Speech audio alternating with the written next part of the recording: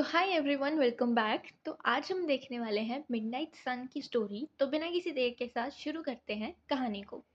तो आज की कहानी एक ऐसी लड़की की है जिसके पास एक खूबसूरत आवाज़ तो थी, लेकिन उस आवाज़ को दुनिया तक पहुंचाने की कोई हिम्मत नहीं थी। ये कहानी है मीसोल की। बचपन से ही मीसोल एक रेयर बीमारी से जूझ रही होती है। इस बीमारी की वजह से सूरज की रोशनी उसके लिए बहुत खतरनाक है, इसलिए वो ज़्यादातर समय अपने घर के अंदर ही बिताती है।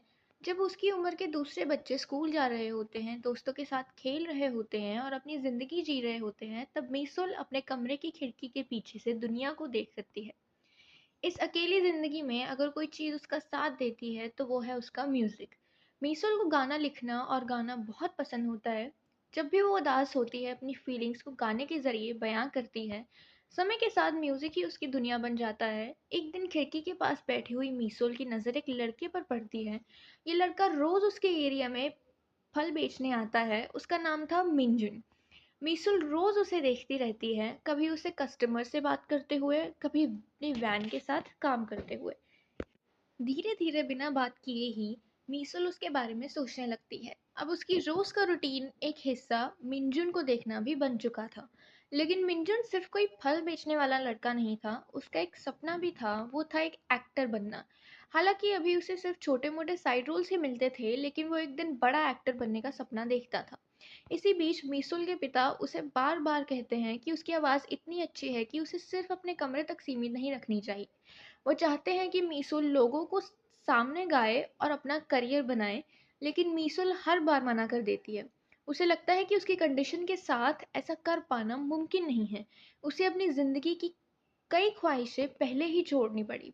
लेकिन उसे बिल्कुल अंदाज़ा नहीं था कि बहुत जल्दी उसकी ज़िंदगी बदलने वाली थी और इस बदलाव की वजह बनने वाला था वही लड़का जिसे वो रोज़ अपनी खिड़की से देखा करती थी। मीसुल को कभी-कभी लगता था कि वो मिंजुन के बारे में उससे ज़्यादा जानती है जितना वो खुद को जानता होगा। लेकिन एक प्रॉब्लम थी, वो दोनों अब तक एक दूसरे से मिले ही नहीं थे। इसलिए एक दिन मीसुल अपनी बेस्ट फ्रेंड से मिंजुन का नंबर लाने के लिए कहती है।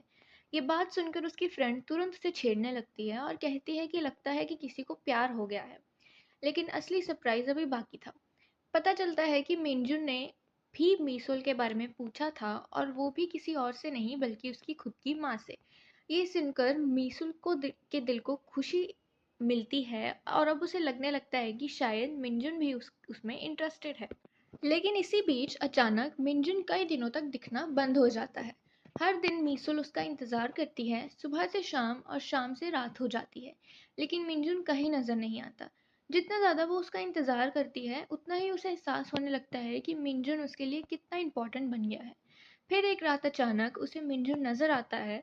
मीसुल बिना वक्त गवाए उसके पास जाने का फैसला करती है। ये पहली बार था जब उसने सामने से मिलने का मन बनाया था। लेकिन जब वो उसके पास पहुंचने ही वाली होती है, तभी मिंजुन अपनी वैन लेकर वहां से निकल जाता है। मीसुल उसके पीछे भागती है और इसी चक्कर में वो अपने जूते पहनना भी भूल जाती है। मिंजुन मीसुल को चिल्लाता हुआ सुन अपनी वैन में से वापस आता है। यहीं से दोनों की पहली प्रॉपर बातचीत शुरू होती है। मीसुल उससे कहती है कि वो रोज रात को उससे मिलने आया करे, लेकिन मिंजुन बताता है कि काम की वजह से हर रात आना उसके लिए मुश्किल है। जाने से पहले वो अपना कार्ड मीसुल को दे देता है। अब धीरे धीरे दोनों एक दूसरे के करीब आने लगते हैं। मीसुल उसका ख्याल रखती है, कभी उसके लिए पीने के लिए जूस लाती है तो कभी उसकी फिक्र करती है।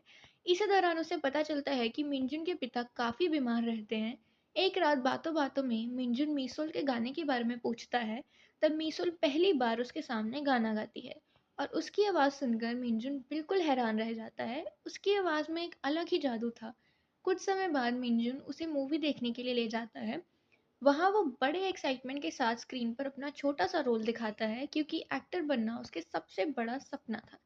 अब दोनों के बीच की दोस्ती पहले से काफ़ी गहरी हो चुकी थी और मीसुल को लगने लगता है कि अब उसे मिंजुन को अपनी बीमारी के बारे में बता देना चाहिए।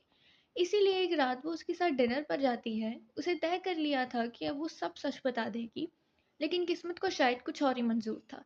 बातों और ड्रिंक्स के बीच मीसुल इतना ज़्यादा पी लेती है कि उसे होश ही नहीं रहती, और जब सच बताने के लिए वो इतनी हिम्मत जुटाकर लाई थी, वो सच फिर से उसके दिल में ही दबा रह जाता है। मीसुल को लग रहा था कि उसने एक और मौका गवा दिया है। वो मिंजुन को अपनी कंडीशन के बारे में बताना चाहती थी, लेकिन हर बार कुछ ना कुछ हो जाता था। लेकिन सच ज़्यादा देर तक छुप नहीं पाता। आखिरकार मिंजुन को मीसुल की बीमारी के बारे में पता चल ही जाता है। उसे समझ आता है कि मीसुल इतने सालों से किस मुश्किल ज़िंदगी का सामना कर रही थी। मीसुल को डर था कि सच जानने के बाद शायद मिंजुन उससे दूर ना हो जाए, लेकिन ऐसा कुछ नहीं होता, बल्कि मिंजुन उसके और करीब आ जाता है। अब मीसुल को पहली बार लगने लगता है कि कोई उसे पूरी तरह समझ रहा है। कुछ समय बाद दोनों अपने दिल की बात कह देते हैं एक दूसरे से, और अब दोनों एक दूसरे की जिंदगी के सबसे खास हिस्सा बन चुके होते हैं। इसके बाद दोनों रातों में साथ वक्त बिताने लगते हैं। खाली सड़कों पर चलना, बातें करना और छोटी छोटी खुशियों को एंजॉय करना अब उनकी एक आदत बन चुका था। इसी दौरान मिंजुन को भी ये एहसास होता है कि मीसुल की आवाज़ सिर्फ उस तक सीमित नहीं रहनी चाहिए। वो उसे ऑनलाइन गाने अपलोड करने के लिए मोटिवेट करता है। शुरुआत में मीसुल हिचकती है, लेकिन मिंजुन के कहने पर वो अपने गाने इंटरनेट पर अपलोड करना शुरू कर देती है।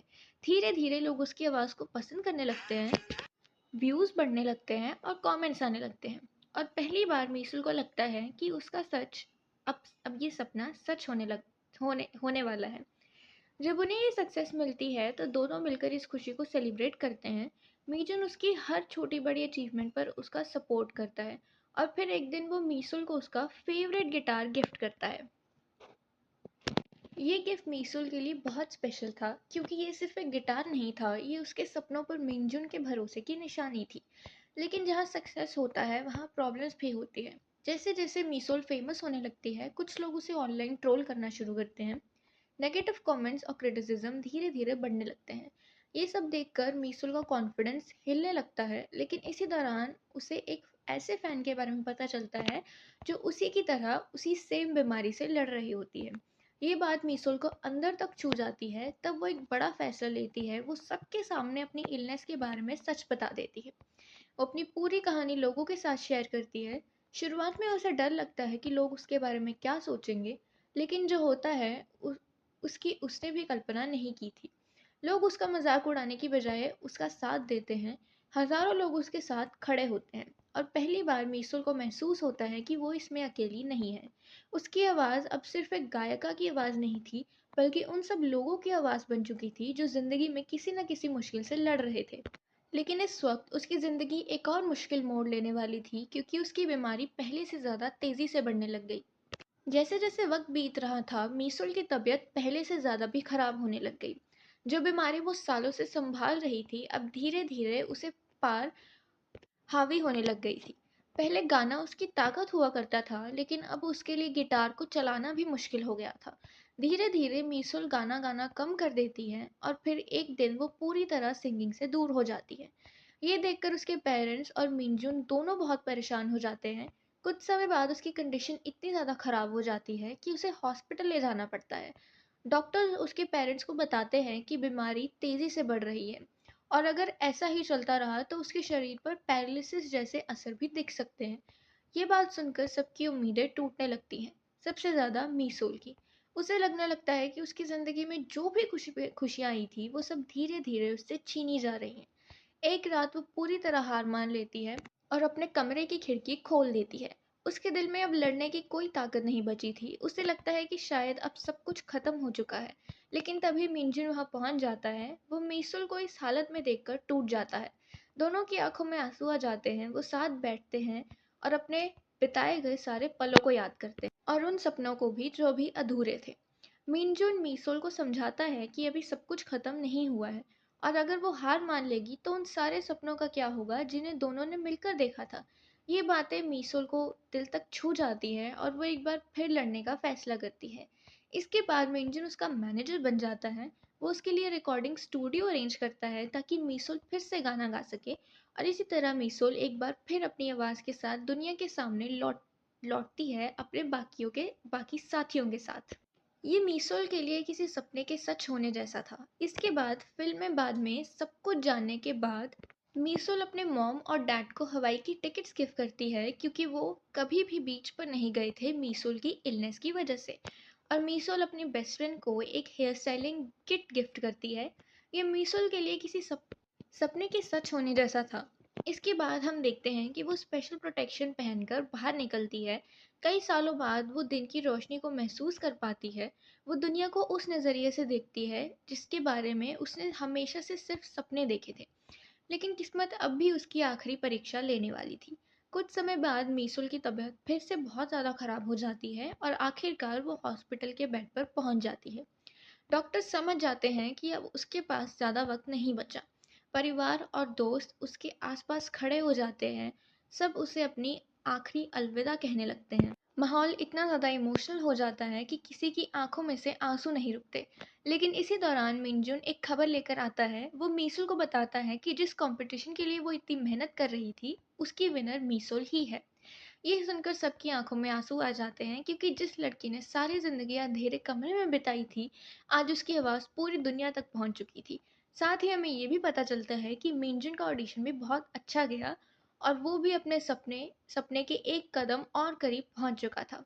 मूवी के आखिरी पलों में हम मीसोल को उसका गाना स्टारबिट्स गाते हुए देखते हैं, जो वो अब तक सबको सुनने से मना कर रही थी। अब सब लोग उसका वो गाना सुन पा रहे थे मीसुल के मरने के बाद। वही लड़की जो कभी खिड़की के पीछे से दुनिया को देखा करती थी, आज पूरी दुनिया उसे देख रही थी। और इसी के साथ ये खूबसूरत और इमोशनल कहानी यहीं ख़त्म हो जाती है। Thank you so much everyone for listening the story and I hope you guys loved it.